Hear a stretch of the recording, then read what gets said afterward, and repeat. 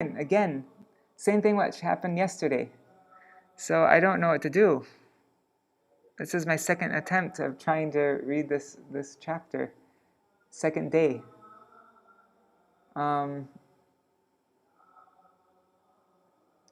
Yeah, I'm gonna have to complain to our Wi-Fi person. I've complained to him a few times actually, but okay. Let me just check on YouTube where I made it up to. I'm just checking my YouTube channel and seeing. Okay, let's see. Oops, this is the current one going. Where's the previous one? Ah, whatever. I should wait for people to come back, huh?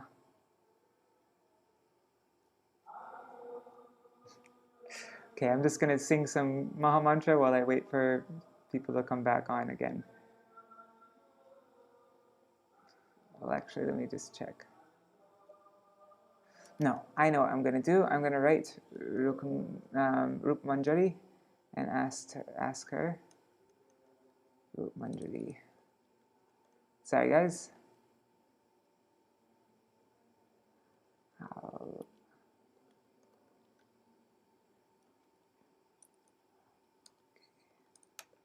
That's 8.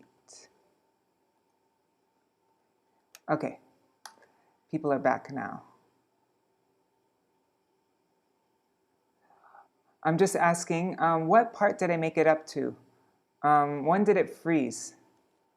What part in this story did I get to? All right, so I'm going to reread now. Okay, let's go back. Rup Manjari is just letting me know where I made it up to.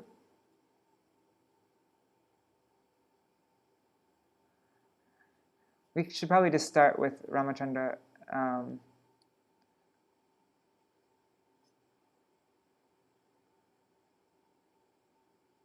Oh, none of it. Oh my God. Did it cut out during the kirtan time? That's so strange. I don't know what to... So should I start from the very beginning again? Oh my God, okay, let's start from the beginning. This is going to be the first time I read this all now. Okay. Haridāsa Ṭhākura is Nāmācārya, or supreme teacher of the holy name. Sri Chaitanya Mahaprabhu's bliss multiplies without limitation when he describes the extraordinary qualities of his devotees. Haridāsa Ṭhākura is one such devotee, and it is described as follows by Kaviraj Gosvāmī in the Antya Lila of Sri Chaitanya Charitamrita. Haridāsa Ṭhākura's greatness is immeasurable. It is impossible to describe even a small aspect of his magnanimous character. If we try at all to describe him, it would merely be for our own personal purification. Vrindavan Das Thakur has also tasted the nectar of Haridāsa Thakur's sublime persona.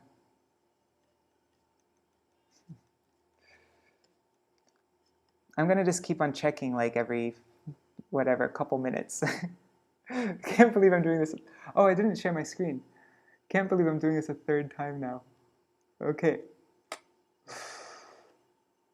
So I'll just keep on checking. Okay. So Haridāsa Thakur left his home in Burana village and traveled to Benapol, which is in West Bengal. He built a small hut in the woods and spent his serving Tulsi Devi and chanting 300,000 holy names of God daily. Like a bee, he collected a little food from each righteous Brahmin home to maintain himself. The villagers were impressed with his devotion, and they loved and respected him. Ramachandra Khan was the leader of that village. He was an atheist who despised Vaishnavas.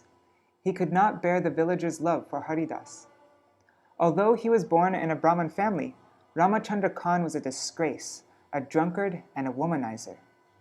Wanting to bring dishonor to Haridāsa, he plotted to ruin Haridāsa's reputation. However, Haridāsa could not be easily seduced. In a final attempt to discredit Haridāsa, Ramachandra Khan ordered prostitutes be brought to him. He asked them to break Haridāsa's spiritual resolve, thereby tarnishing his character. One beautiful young prostitute said that she required but 3 days to accomplish the task. Pleased, Ramachandra Khan promised to compensate her well. He commanded his guard to accompany her to catch Haridāsa with her in a compromised position and then bring him back in chains. The prostitute suggested that she go alone the first night, and then on the second night the guard could escort her. She returned home and waited for nightfall. She dressed seductively and went to Haridāsa's hut. Pretending to be devout, she bowed before Haridāsa and Tulsi Devi, and then sat down directly in front of him and tried to tempt him with seductive movements and gestures. Haridāsa remained unaffected. Quite desperately, she finally made an indecent proposal to Haridāsa, to which he replied, "I shall accept you without a doubt, but you will have to wait until I have finished chanting my rounds on my beads. Until then, please sit and listen to Krishna Nam. As soon as I am finished, I shall fulfill your heart's desire." Haridāsa continuously chanted before the prostitute, who remained sitting by the door. The night ended, and as the eastern sky became roused by dawn, she returned home. Is it still connected? All right. Great. So that night ended, and as the eastern sky became roused by dawn, she returned home. Later, she went and reported to Khan that she had visited Haridāsa's hut the previous night and was promised by Haridāsa that he would fulfill her desires that night. Keeping Khan's hopes alive, she left for Haridāsa's bhajan kutir.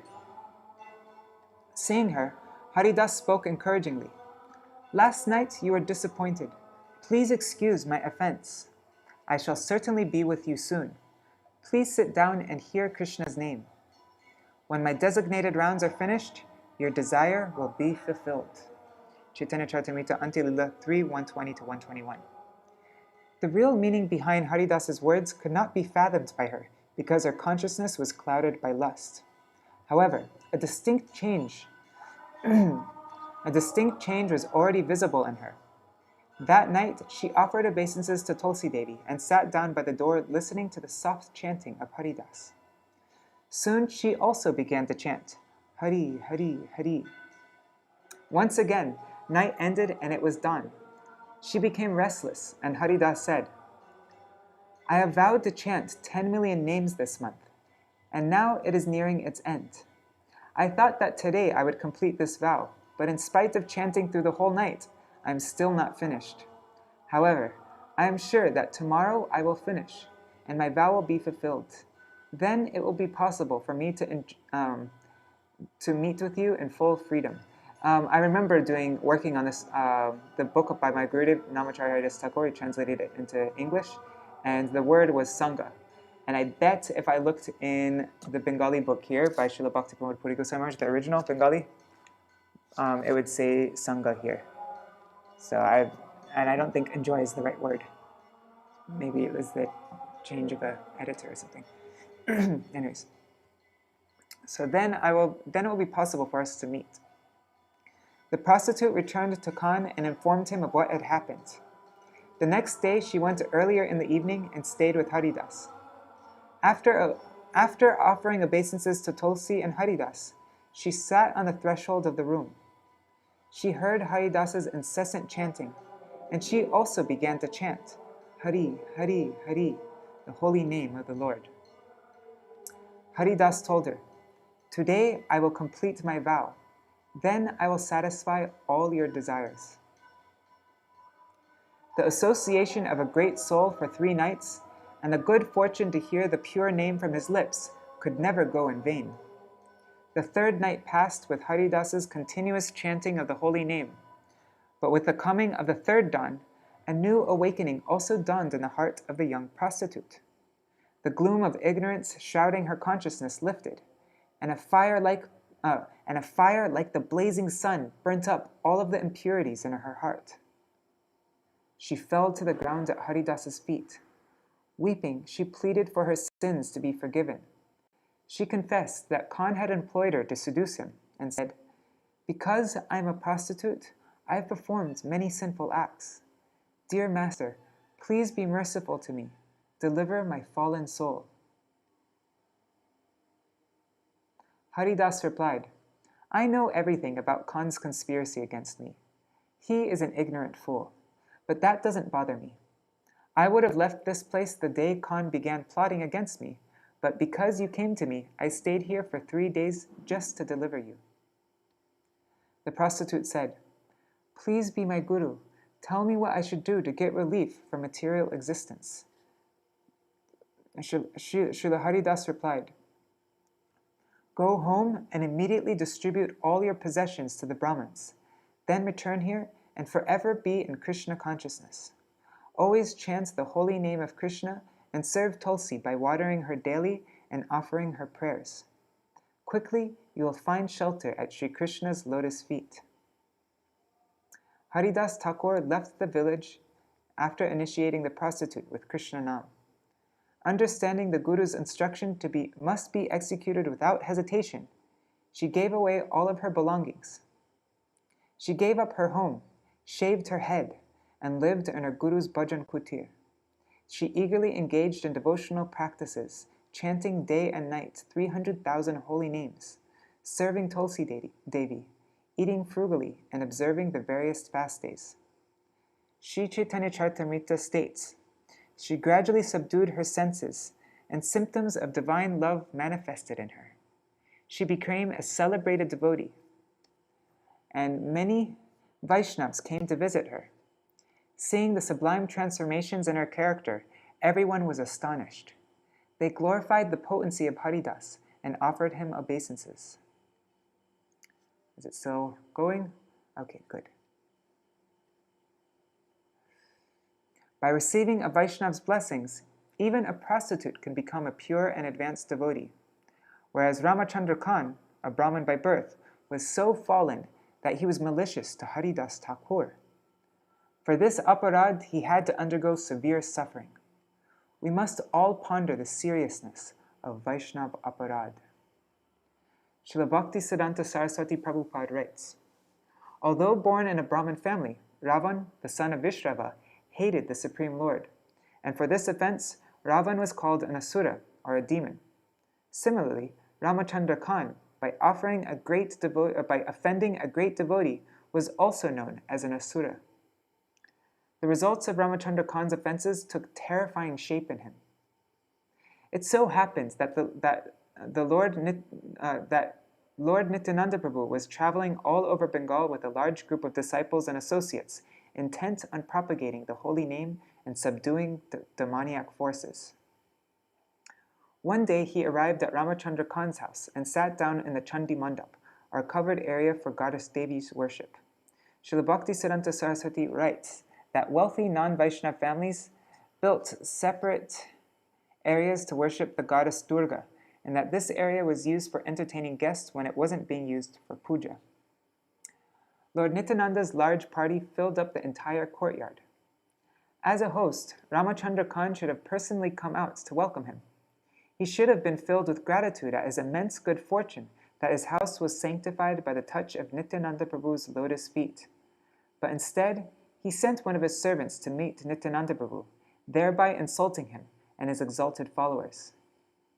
In a curt message to the Lord, the servant informed him that since he was with a large group that could not be properly accommodated, arrangements had been made for all of them to go elsewhere. And actually in Chaitanya Charitamrita it says they told him to go to the cowshed.